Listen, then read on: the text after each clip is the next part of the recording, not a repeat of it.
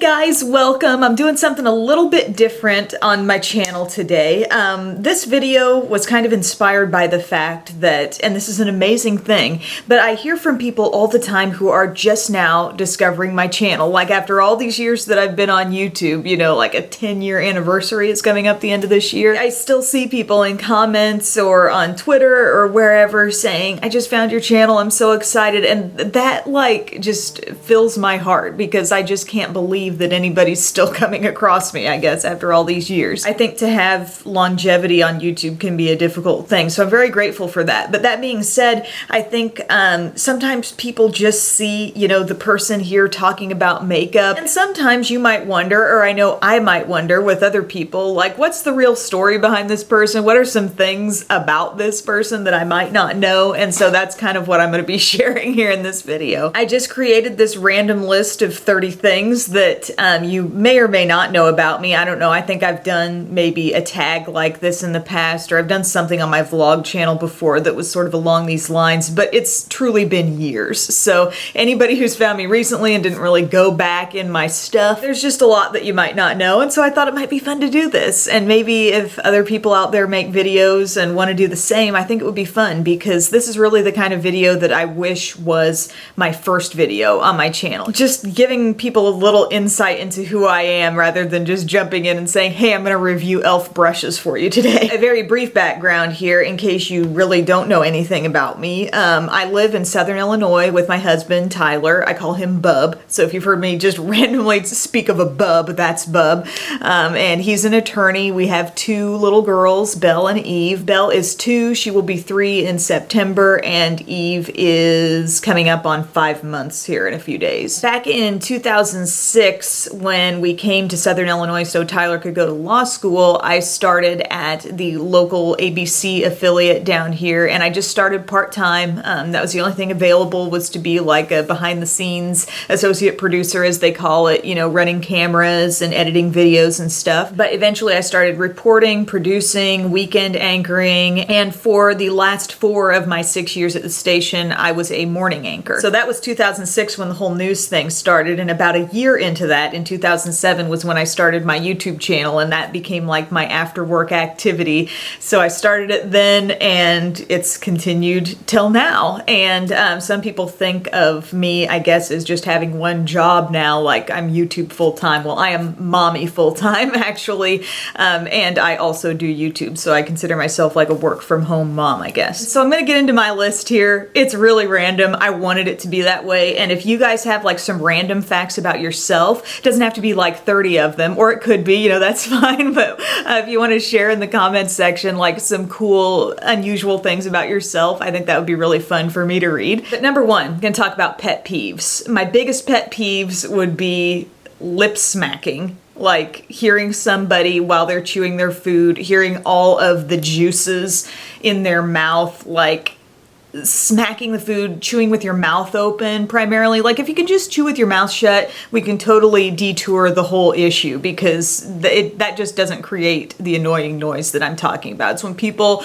are like chomping gum loudly and smacking it with their mouth open. That's horrible. But I don't find any smacking noises from babies annoying, and I don't find it annoying when like Cupcake eats from her dish and I can hear her eating. I actually think that's adorable. Also, my other pet peeve would be drifters on the road. People who can't stay in their lane. You know what I'm saying? Like you're on the interstate and maybe the person driving the car, sure, let's say they're not drunk or they're not texting and they know full well where they're going, but they're just real casual. I don't like casual drivers. You are driving a huge piece of machinery down the road. You owe it to everyone to just like pay attention, be careful, and stay in your lane. Okay, like don't be drifting a little bit over the side so somebody passing you thinks they gotta give you all this room, and like, no, just pay attention, stay in your lane. There's my public service announcement there. Starting this off on a real angry note. And I'm not like a person with a massive list of pet peeves or this tremendous amount of things that annoy me, but I've really strongly got those 2 things. Number 2, I watch the news every morning before school, and I wrote to the elderly man who did the ag reports, the farm market reports. He was my favorite, and I think there was like a school project when I was like really young. I don't know, I'm thinking like 3rd grade maybe. I'm not sure what age I was, but I was pretty young, and they asked what person would you trade places with for a day, and I chose this man who had this segment on the news every morning. And I watched the morning news primarily for weather. I'm sure I didn't understand a lot of things that were being discussed on the news, but I just loved the routine. I would get up in the morning and I would just lay down for, I don't know, 15, 20 minutes or so, watch the news, catch the farm report from that guy, and I just enjoyed him to pieces. His name was Bob Turek. Number 3, I have hip dysplasia with my left hip. It's been something that, let's see, we found out about it when I was in like 5th grade, I think. You know when you take babies to the pediatrician and they always like kind of align the legs a little bit and check for any hip abnormalities? Like, I passed all those tests when I was a little baby. It was somewhere along the line I had gotten into 5th grade track, I remember, and they had me doing the distance running, like the 800 and the mile and stuff. And I guess I had picked up on the fact that something didn't feel quite right, and they got me checked out from like a more local doctor and then an actual like specialist person. And they were able to determine that my left hip is not actually exactly where it should be. And I remember them saying that there was a lot of muscle around it, and I was very strong in that area. And so they said that helped me, and any activities that I could engage in that didn't put stress on the joint would be good for me. So like swimming, and I was big into swimming at that time as well. Just anything that could keep me active without putting a heavy impact on my hips. So distance running was out, which I didn't really like the distance running all that much anyway, so that wasn't a big deal. But that was kind of the thing. Running long distances and walking long distances have always kind of been off limits for me from there on out. And if I walk around too much, I can just feel kind of a stiffness there. Like, it's not something that affects me always, you know, every moment of a day. I'm not really noticing it. But if I walk or run too much, or if I sit too much, sometimes I'll get up, it'll feel a little stiff, like I've got to like move around and loosen things up a little bit. I feel like I've been very fortunate that this has not gone on and affected my day-to-day life in a major way. Down the road, who knows, maybe I'll be in for some sort of hip replacement or something like that. But I rarely, if ever, talk about this. I think I may have mentioned it one time on one of my channels. But that is, you know, a part of me. It's part of who I am.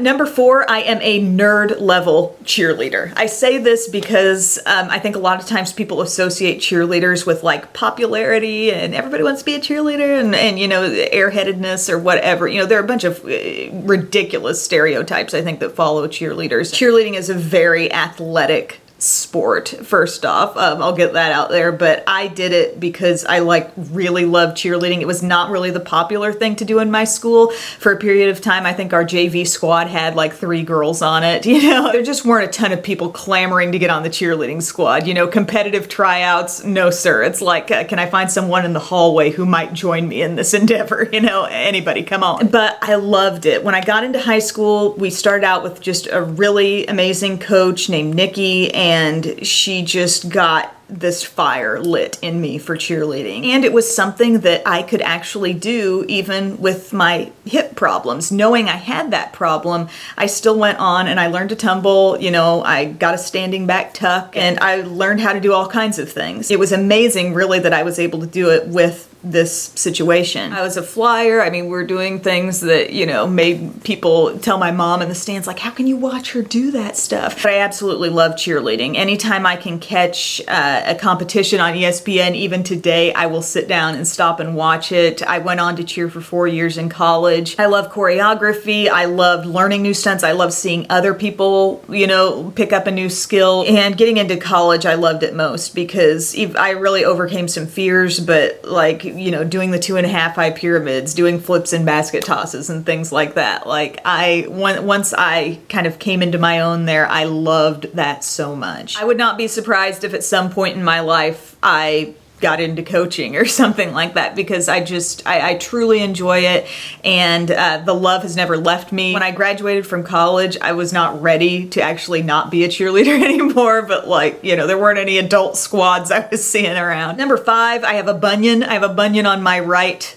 foot. You know, if you're not familiar with what a bunion is, it's kind of like where your toes hook into your foot. It kind of bumps out a little bit. I think on a lot of people it does to some extent, but if you have a bunion, it kind of bumps out a little more. Affects maybe some shoe choices that I would make. I tend to go for more comfortable shoes. It makes wearing heels for a long period of time kind of difficult. But yeah, bunion love to all y'all out there who have them too. Number 6, I got bullied in junior high. Yes, those days are still, you know how you just think back to some situations and they're as clear as day in your mind. Like, I wish they weren't, but they are. When I was in junior high, well, my dad was my principal first off, and I think that may have set me up for some things just, you know, automatically. I think people thought like maybe I was getting special treatment or getting good grades or not getting in trouble because my dad was a principal, and that was a big hell to the no, because I was by nature not a kid who was gonna like stir stuff up in class. Like, I really stopped and thought before I even raised my hand to participate in class, you know what I mean? I was just a really low-key kid. So I remember some of that like being a thing. And to top it off, you know, if I did do something wrong, I'd get it worse than anyone else because my dad was my principal, not the other way around. Like, I wasn't getting breaks because of it. I probably had it harder because of that. One key thing that really turned the tide of my whole junior high career was when I remember being in the locker room and a particular girl was getting made fun of, and I could see her hurting. I could see her just being very upset by it, but she wasn't really sticking up for herself. And I will never forget the exact words that I said. And this is little, I don't know, I was tiny for the class. Like, I'm a 5 foot tall person. Just this like little speck of a girl over here. And I just said, why don't you just stop? And everybody, it was like silence. And with the flip of a switch, I was the new target. And it remained that way for several years. But it was like in defending her in that moment, which it practically jumped out of my mouth. Like I said, I wasn't always quick to participate in class. I was a pretty quiet kid. And those words, it was like, I remember feeling myself getting hot, you know, like as I was listening to this, and I just said, why don't you just stop? From there on out, it was like I was teased. They would just look to me every day and think, you know, what's a new way we can tease this girl and make her life difficult. And I remember one day I thought I would take the strategy of like laughing with them. Instead of letting them see me hurt, I would just kind of like laugh off what they said. And that didn't last long, because I remember a girl looking me square in the eye and saying, we're not laughing with you, we're laughing at you. And I just thought, well, son of a... It sucked. I mean, it was just not fun times, you know, and I remember so many days after school coming home and unloading all this stuff on my mom, and, you know, her best advice to me was that eventually they'll grow up, you know, but you might just have to wait for that to happen. And I was a happy kid by nature. Like, I never wanted to go around sulking or being sad, but I just felt really isolated, and I felt very just victimized, I guess, as a result of sticking up for someone and calling them out on something they clearly shouldn't have been doing. But that leads me into my next point. Number 7, I was a sweetheart dance queen my senior year of high school. The kids did grow up.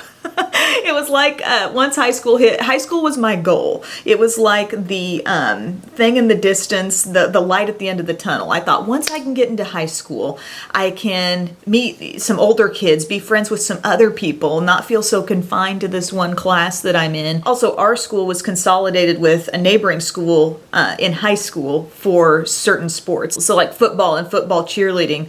And I thought, you know, once I get part of that, I can just get in with some new people and everything will be fine. And really, that's the way it all turned out. I felt like it was a combination of just making new friends, and then also the people who used to tease me just kind of got over it, you know? My sophomore year of high school, that was when Tyler moved to said neighboring school that we were combined with for sports. So I began cheering with his sister, and the rest is history. You know, Tyler and I became a couple then. But it was kind of baffling how by the time I reached my senior year of high school, I would have never thought I'd have been on a homecoming court or on the sweetheart dance or whatever, like that stuff. If you would have told my little junior high self that these people would have come around and, like, I don't know, actually matured and been really sweet to me by the end of it all, I would have been surprised. Number 8, my hometown is about 1,200 people, and it does not have any stoplights. very small town, very rural. I'm from west central Illinois, kind of where Illinois, Iowa, and Missouri all sort of come together there. The tri-state area, if you will. Very proud to be from that area, honestly. I mean, I think back to some very fond memories of my childhood when I could just, ride a bike anywhere.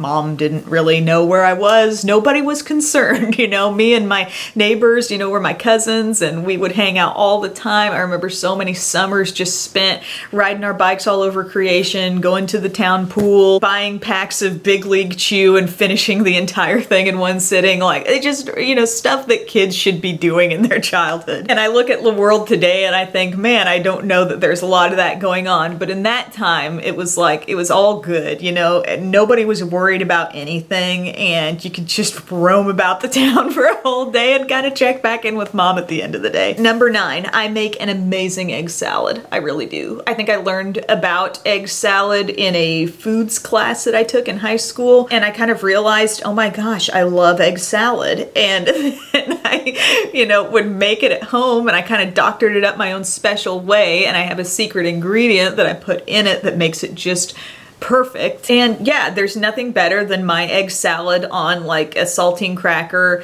or better yet, a club cracker. It's really, really good. That is so random, I know. Number 10, I get migraine headaches occasionally with aura, as they say. Oh, those are the good ones. Those are the ones you get where you've got the throbbing headache, but then you also can't see, like your vision gets blurred, or you're seeing kind of double. Your vision is a little bit off. Sometimes I will get numbness in my arm, or like oftentimes I can literally feel the numbness moving across my body. It's a really weird thing. I won't be able to find the right words. Sometimes that's the first sign of it. It's like I'm talking and I can't come up with the word that I want to say. I know in my head exactly what I mean to say, but I can't verbalize it. I think I got my first migraine actually when I was pretty young in school, like maybe 2nd or 3rd grade. You can imagine how scary it is for a little kid to have their first migraine headache and have no freaking clue, like, why can't I see? Why can't I talk right? Like, what is happening to me? But my dad gets these too. My mom and my brother don't. My sister, to I think maybe a lesser extent,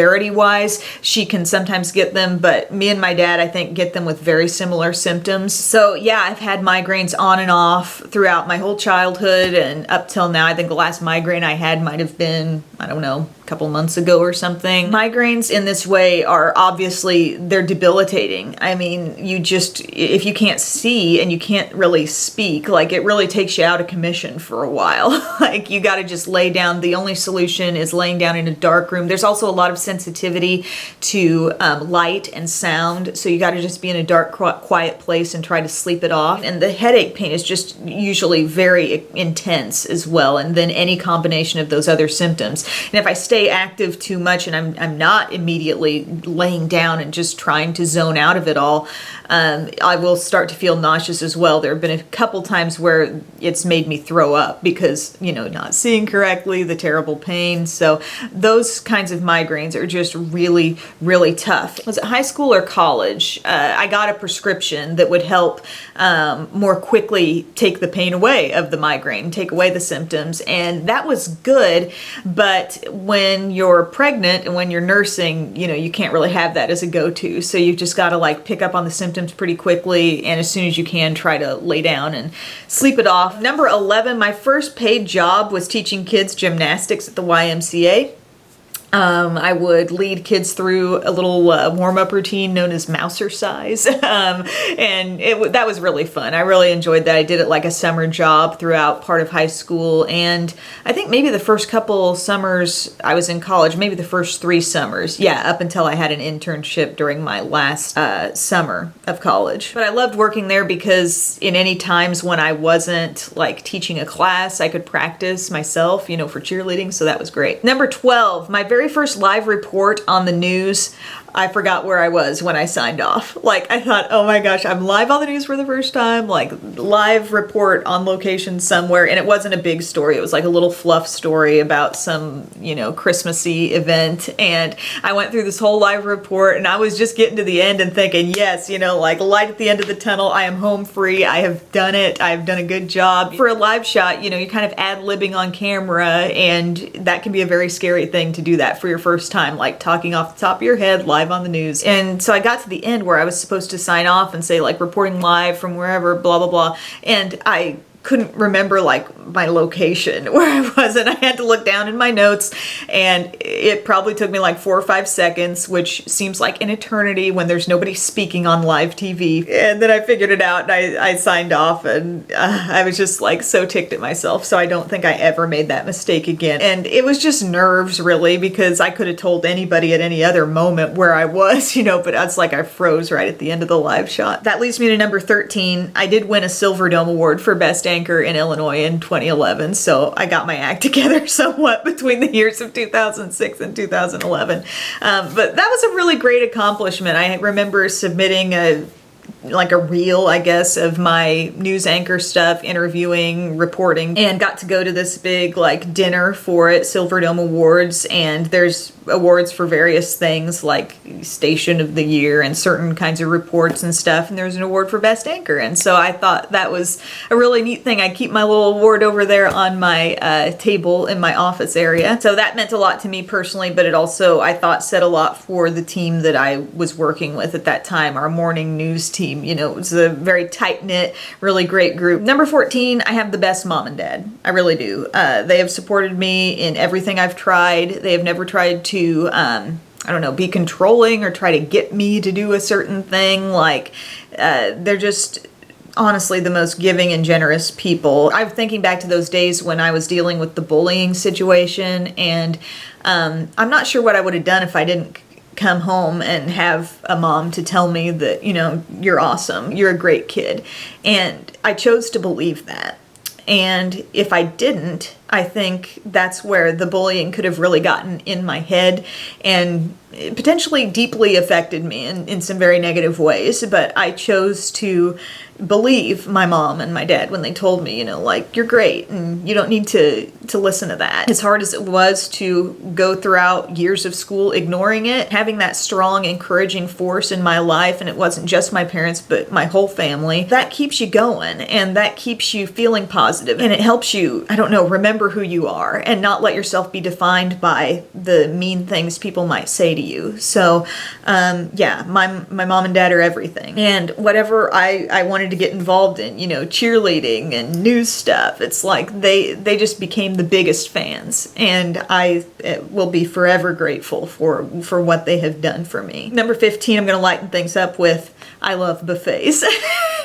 I love buffet style eating. What can I say? Is there anything better than having like a zillion options in front of you? I mean, I never get my money's worth at a buffet because I just physically can't like take in as much food as I would want to eat, but I love having options. I don't like to just eat somewhere and have like one thing. I like to have a ton of different things. I like to make a salad with about 15 things on it, you know? But yeah, I love a good buffet, a good quality buffet. Number 16, as a kid, I would get on the swing in front of our house and I would spend a lot of time out there just swinging, and I would memorize car makes and models that would go down the highway. And I can tell you, even to this day, I'm pretty good with cars. Like, just from a distance, I can tell you that that's a, you know, Pontiac Grand Prix or whatever. Number 17, I am sometimes introverted, sometimes not. I guess the way I would explain this is I do prefer to be around people as opposed to being alone. I love people. I have a natural curiosity for people. I think that helped me in news and in interviewing. Interviewing was like my favorite thing to do. I like learning about people. I like understanding what makes them tick. I love to talk. I love to get into a good deep conversation though over small talk. But I think what has made me feel maybe a little more introverted over time here is like becoming a parent sprint and just like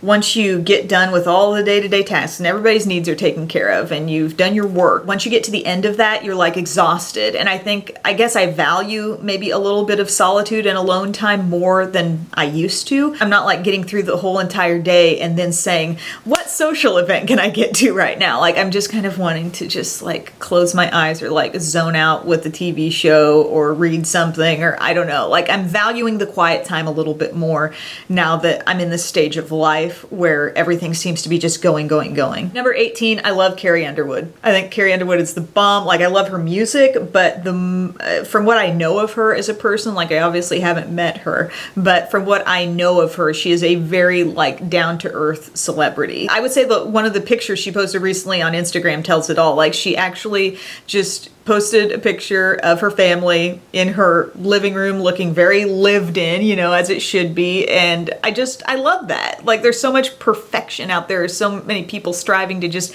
put out this perfect image. And I love when somebody's willing to be real. When I think of celebrities or people who are really popular, maybe on YouTube or just in the music world or wherever, like I feel like I can relate more to Carrie Underwood than most popular YouTubers out there. You know what I mean? Like they're just, I don't know. She makes herself just seem very real and just not one of those shout it from the rooftops brash personalities. I think she's incredibly talented, but she seems to be very down to earth. Number 19, I do love to sing around the house. In addition to Carrie Underwood songs, I love singing some old school Winona. I love some Reba. I mean, I love to sing. Number 20, I feel other people's feelings very deeply. I can be very just affected by something that someone has told me or something I even just watch on television. Like I internalize feelings very, very much. And I can feel deeply embarrassed for someone who has done something embarrassing. I can feel very hurt for someone who's been hurt. I do think this is a quality that helped me in the news because I think when I would interview people, I don't know, I felt them. Sometimes that puts a big burden on you mentally. Like it's kind of a heavy weight. At the same time, like I feel like I can connect to people very, very deeply. Even if I'm not going through what they're going through, I feel their feelings. I don't know how to put that. Number 21, there are certain things that my sister and I see as hilarious. And it's like we see it the exact same way and other people don't get it, but we get it. Like, do you ever have those people in your life where, you know, like she'll send me a funny picture and I know I'm finding that just as hilarious as she is, but maybe, you know, I'd show it to Tyler or she'd show it to Jeff and they wouldn't see it quite on that level, but like we are crying laughing over it. Like we share a real similarity there in the things that we could just cry laughing over. So I love that. I think we will always have that connection where, and she will always say like, you get this insane look on your face. And I do. And I see that in Belle too. When she starts laughing, sometimes it's like, oh my gosh, you just see something so funny. I hope you all have a person out there who is sharing in the ridiculousness with you and never judges you for your ridiculousness. And number 22, I live for spontaneous food runs. I've realized this recently. Like some of my best memories are from just spontaneously going out and getting something to eat. And maybe this comes from being like a kind of a country kid who didn't have like any fast food restaurants in town. So when you decide to leave town and go get you a pizza somewhere, like on the spur of the moment, it was a big deal. I'll never forget Christmas Eve. It was definitely after like dinner time hours, and my sister and I think this must have been after DiGiorno pizzas were kind of a new thing. And so we were wanting some of that. We had one, I guess, at some point and really liked it, but stores in town were closed. We're going to have to go like a half hour to get to a, you know, open supermarket. And it was Christmas Eve and we picked up and went. And it was just so freaking fun because it was really spontaneous. And I remember so much of this happening in college too, like piling way too many people into a car late at night, going to Steak and Shake. Or we didn't have like a Taco Bell. I know no Taco Bell in our college town. Now they have one, but they didn't when I was going to school there.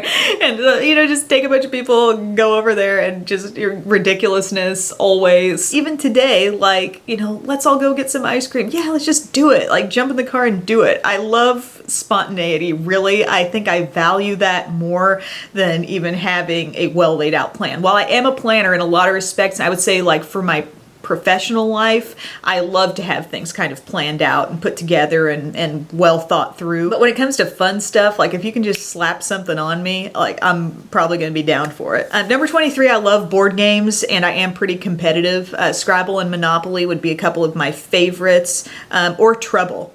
You know, the Pop-O-Matic bubble? Yes. You can get big into that. I love engaging people in a board game. Normally, I'm the person who has to say, hey, you know, family, will you come play this game with me? But then everybody's having a great time and it gets very competitive and I love that. Number 24, I have really, really talented siblings. You know, my sister, a lot of you may know that she is an incredible watercolor artist. I mean, as I sit here in this room, I got a picture here, I got a picture back here. I've wonderful artwork from her all over my home. She is off the charts good at what she does. KellyEddington.com. Check her out. She is the definition of a person who has been gifted. You know, she's put a ton of hard work into it, but she has a gift, you know, with her hands and her eyes. She just does such realistic, detailed work with watercolor, and she does just amazing work. And then my brother and sister are both, there's a big gap between us. Like, mom had them, and then time passed. A lot of time passed. They're in like junior high and high school, and then I came along. But their names are Kelly and Ryan, and so I love that now Kelly Ripa and Ryan Seacrest are together and it's Live with Kelly and Ryan. And so every time I hear that, I think of my brother and sister. But my brother is an engineer. He has traveled the world doing things that he's done in terms of pen design, and now he's gotten into a little bit different line of work. But just the technical knowledge that he has is just would blow your mind. And they're just the best people too. My sister and brother, my mom and dad, like I have been, when I came about, like in this family, like I had all these great examples of great people around me. And my mom says we're all special. My mom says we all have our special talents, so I'll listen to that. But my brother and sister are really exceptional. Number 25, I love being read to as a kid, and I love reading to my own kids now. I mean, there was just a lot of book reading going on. I'm sure Pup could vouch for this. Like, she read to me a lot. And I do it a lot for Belle, and she wants it a lot too. Like, books are probably her main thing. So even if we're not reading straight through one, like she loves to kind of look through and just kind of narrate something a little bit with her own words, which I think is fun too. Number 26, if there's any kind of food sold at a bar, carnival, or ballpark, that is my jam. If you can fry it, yes. I'm probably gonna like it.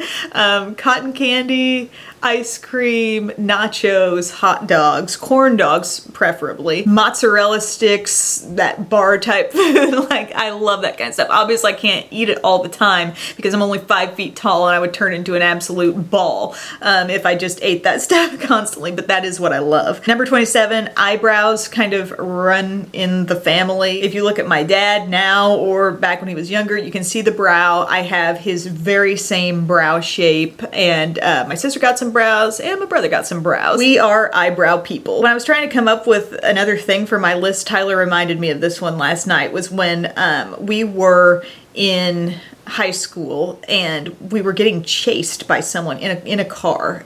We had gone out. We lived about half an hour away, and so we would kind of meet in the middle at this area called the Junction, and then we would go off and, like, you know, get something to eat or shop or something. And so we had met in the middle and we were heading back to that area, and we began getting followed by someone following us very closely, and like when we would speed up, they were like on our tail, and it wasn't like a cop car. It wasn't somebody, you know, with any purpose trying to like lawfully get us to pull over or something. It was a person in a truck, I think.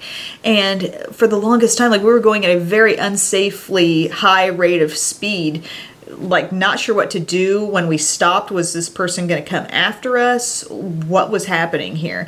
And we ended up like going out on some really country roads, and there was a jog in the road or something, and I remember Tyler kind of like, we jumped this ditch sort of area into a field, the airbags deployed, we were fine, but this guy basically ran us off the road. You know, it was so dangerously fast. So then we did get out of the car, and I think he immediately called his dad, because that would have been the closest person to us who could come to us, you know. Probably called the cops as well, I'm guessing. I don't know, but we just took off running through this field because we were a certain distance away from the main road and we knew there was a house up there.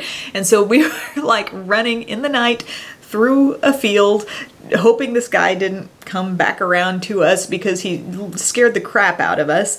And before long, Tyler's dad was there, and I remember they took me home, and it was just a scary, scary, freaking weird night. Number 29, I do love pranking people, specifically Tyler. Not like the super intricate pranks that you would watch somebody make a YouTube video about, you know, but just like bouncing out from the side of a wall or something, like something to get him because he's hard to get. He keeps a really good, like, you know, face about stuff, so he's hard to genuinely scare. But so sometimes I make it my personal duty to try to scare him and prank him in some way.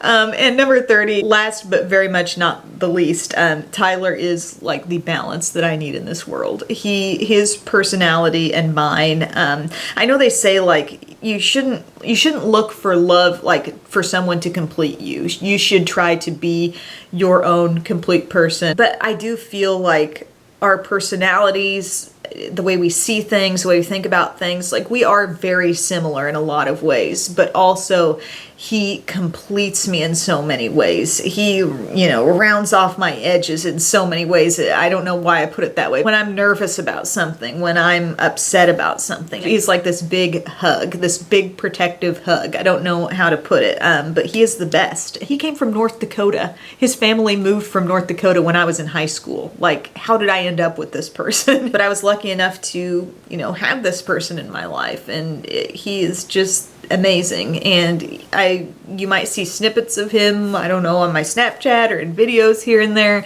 and you're getting a taste of what he's like. But he is a true class act, gentleman, wonderful person, just as good as it gets. So anyway, that's it. That's my 30 things. I would love to see other people do this on YouTube. I feel like there was probably a tag like this back in the day, but it's just been a while since I've seen people do this. And sometimes the Q&A videos, you know, I've done those more recently probably, and they bring about, I think, a lot of similar questions. But if you can come up with a random list of things that you don't maybe think people know about you, I think that's the really juicy, interesting stuff. So thank you for watching, guys, and I will see you again in my next video. Bye.